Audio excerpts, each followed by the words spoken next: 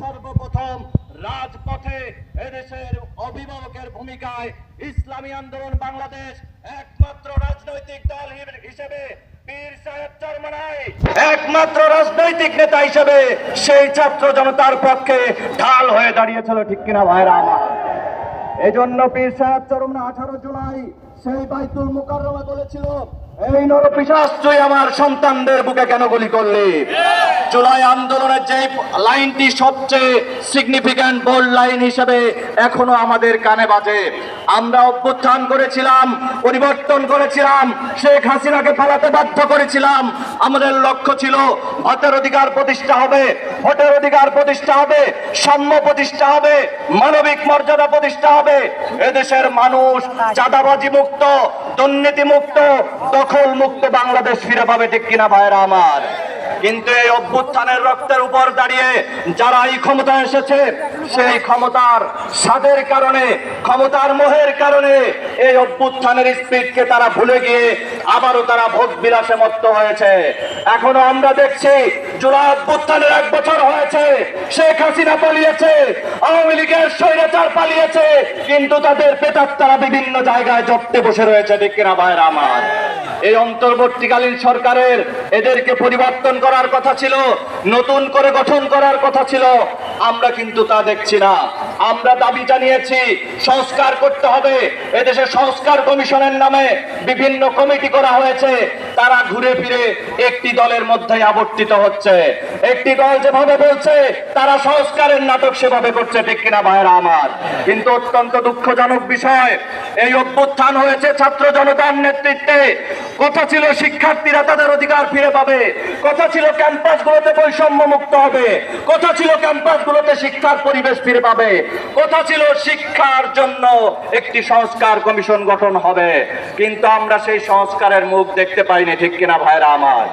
আজকের এই সমাবেশ থেকে বলতে চাই, যদি আপনারা এই ছাত্র জনতার গণ অভ্যুত্থানের রক্তের উপর দাঁড়িয়ে ভোগ বিলাসে মত্ত হয়ে থাকেন, এখনো ক্যাম্পাসগুলোতে সুষ্ঠু শিক্ষার পরিবেশ না আনতে পারেন, আপনাদেরকে এই ছাত্র জনতা আবারও রাজপথে নেমে আপনাদের পতন ঘটাতে বাধ্য হবে, ঠিক কিনা ভাইরা আমার?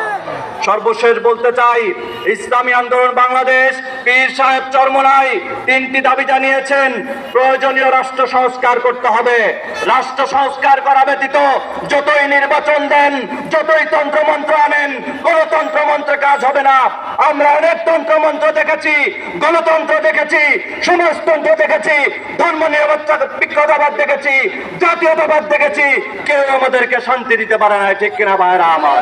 এজন্য সংস্কার করতে হবে এবং আগামীর বাংলাদেশে সমস্ত তন্ত্রমন্ত্র বাদ দিয়ে ইসলামকে ক্ষমতা আনতে হবে। এর জন্য কারা কারা রাজি আছেন? আমাদের ঐক্যবদ্ধ হতে হবে।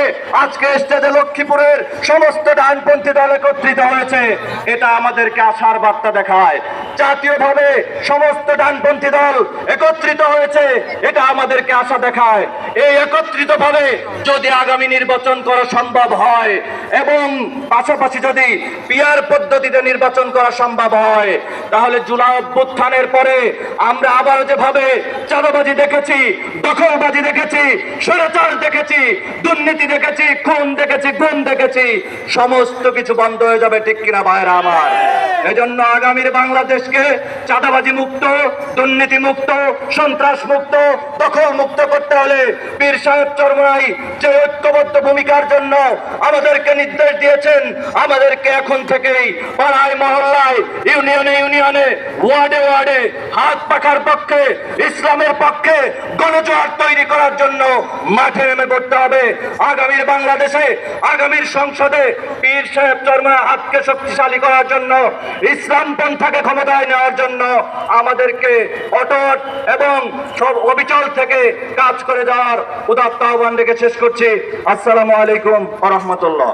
জিহাদে বিপ্লবে বিদ্রোহকে মোর জীবনের গান গাওয়া, সংগ্রামী তৌহিদি জনতার হত্যার বিচার পিআর পদ্ধতিতে, জাতীয় নির্বাচনের দাবিতে আজকের বিশাল সমাবেশের এই প্রধান অতিথির অধ্যাপক আশরাফ আলী এখন নারায়ে তাকবীর। প্রধান অতিথির আগমন। লক্ষ্মীপুরের পক্ষ থেকে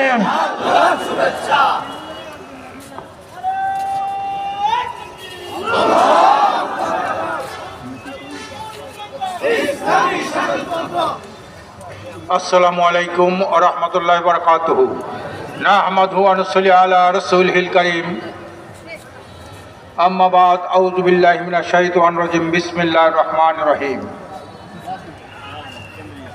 ইসলামী আন্দোলন বাংলাদেশ লক্ষ্মীপুর জেলা শাখা কর্তৃক আয়োজিত আজকের এই সমাবেশের সংগ্রামী সভাপতি উপস্থিত আছেন বিভিন্ন রাজনৈতিক দলের নেতৃবৃন্দ, সাংবাদিক বন্ধুগণ,